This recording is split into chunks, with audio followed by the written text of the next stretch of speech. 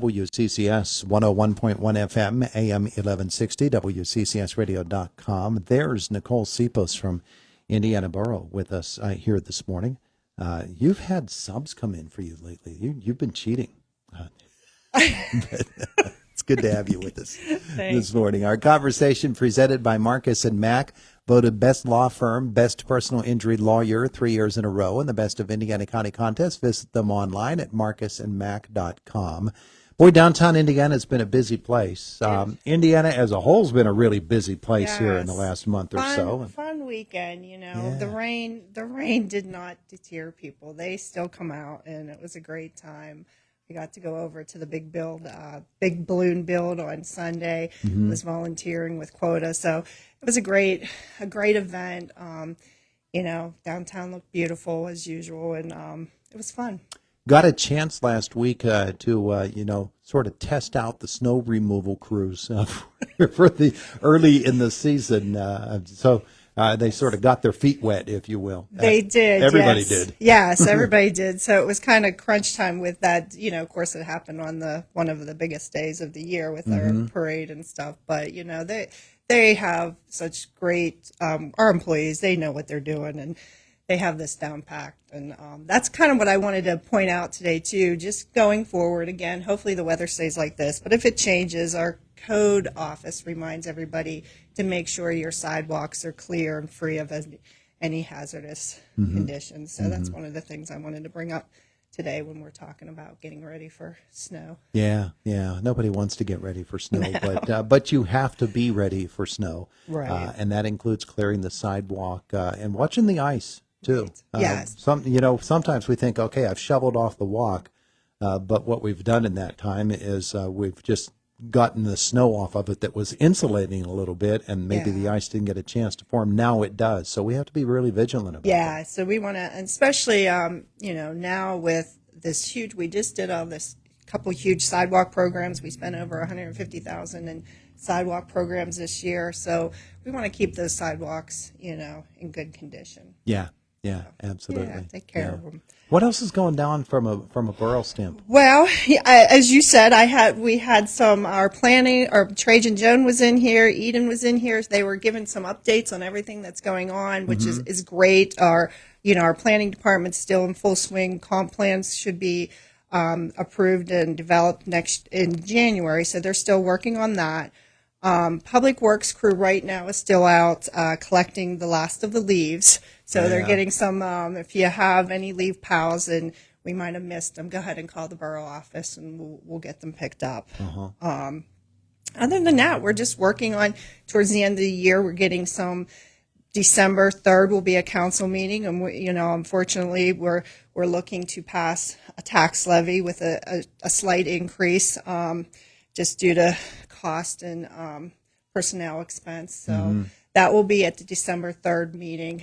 If anybody wishes to review the budget, it is on display now at the borough office. You can come and look at it to see, we're full transparent of what we spend and what we bring in.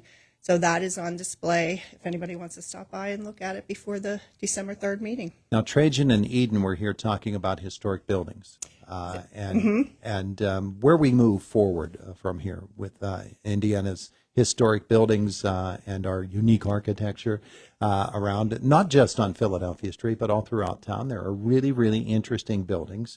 And we want to make sure that we're treating them properly and that there's a plan in place to preserve them where that's called for. So how did the meeting go? What were some of the things that you learned? They had a great turnout. Right now they're focusing on one area of town, and they did surveys and that. Then they'll, obviously, hopefully the goal is to move it through, all districts and all the areas of the borough. So, again, that's Trajan's.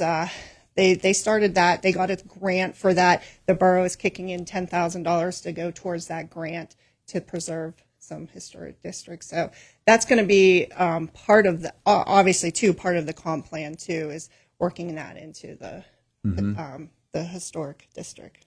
I would guess that at a meeting such as that, and, in discussions with others outside of the meeting format, that they're learning some interesting things about Indiana Borough. They are, you probably drove by that, the building or the house, multiple times and not realize it's part of, historic, how long it's been there, our library, things that we have to preserve, and it's something great to have here in the borough documenting that. Yeah, well, the interesting thing is that you brought up the library, and one of the great things about Indiana Borough is the work that went into the building across the street. I mean, repointing the mortar on that building, the roof, and the windows, all of the work that went on inside and outside that building. It's a tremendous investment. Right. And what you have to do is you have to assess, well, is it worth it financially for us to preserve a building and to upgrade a building or update it? And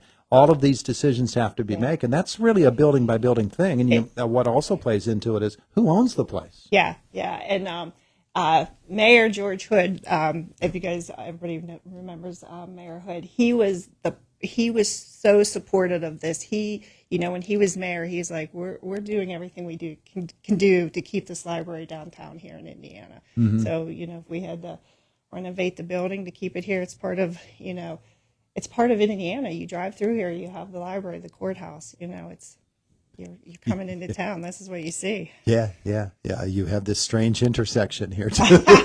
Hey, that is part of the comp plan and the rezoning and comp plan of I hate to say it, roundabouts and that. So things will be changed. Things will become. We're going to update in some areas. Are you going to do roundabouts? I love roundabouts. Hey, we might. It is part of the the comp plan. So. I wouldn't put anything past that. So I have a lot of experience with because of where my son lives now. When we go there, they have roundabouts there. They're wonderful. Yeah, they really, really are. Yeah, and you avoid. We have, especially at lunchtime when I'm leaving this building, the traffic gets stacked up. Yeah. And there's like a 3-light delay sometimes getting through Philadelphia Street. Those go away. When you have a roundabout, those go away. I know. Well, it will be gradually changed. Let's not shock everybody yet. No, I want it by the end of next year. I want at least 6 functioning roundabouts here in downtown Indiana. Picture it down by Wayne Avenue where the Pizza House and the DG Dollar Store down there. Mm-hmm. Picture a nice roundabout down there. Yeah. East Pike is another one. Okay. Yeah, you're going to start attending these meetings. I'm fixing you up here, Nicole. Other than that, we're getting ready to, even talking about communication, we're working on like an end of the year newsletter. Hopefully, we want to show, the residents and that everything that we've been doing all year. We've got we put a lot of money into Stream Bank, some grants, $200,000 into Stream Bank. South 15th Street stormwater was about $300,000. So we want to do some newsletter to get it out there showing, hey, what we did all year. Sure. Sure. It's not all about just plowing streets and, fixing potholes. There was a lot of money put back into the borough. Yeah, and it's necessary money, which brings us to the borough building project. That's been a big one for this year, and you're getting closer. Getting closer. Hopefully, a couple more months, maybe 2 more months, the police will be able to move back up to their original place, and we're probably 6-7 months still from having the full thing completed. Completion. Yeah. Yeah. We knew it was going to be a year process. So we've been watching the crane at work there across the street for the last couple of weeks, to see what it's lifting. It had a dumpster there. I saw it. It had some people that it was taking on a ride, like a Ferris. No, I'm just kidding. Hope not, but no, it's sort of like Idlewild.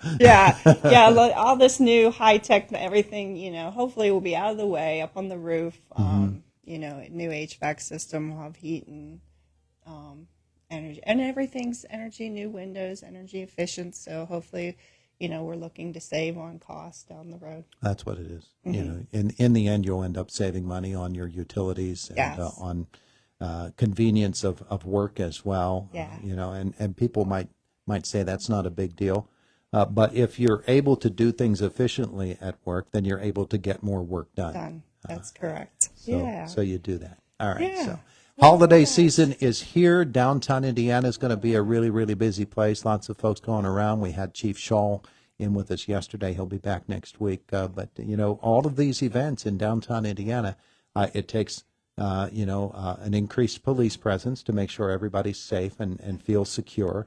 It takes a great effort by the downtown business community. And then in the neighborhoods around Indiana as well, folks are making it look really nice. Yeah, it's a great partnership. Downtown Sam Kinley and downtown Indiana, everybody's doing a fantastic job. Everybody's working together. So it's a great partnership. Good things. Nicole Sipos, thanks so much for the Thank visit you. this Happy morning. Thanksgiving. And you too. Thanks. It is the voice of Indiana County. It's WCCS 101.1 FM, AM 1160, WCCSradio.com.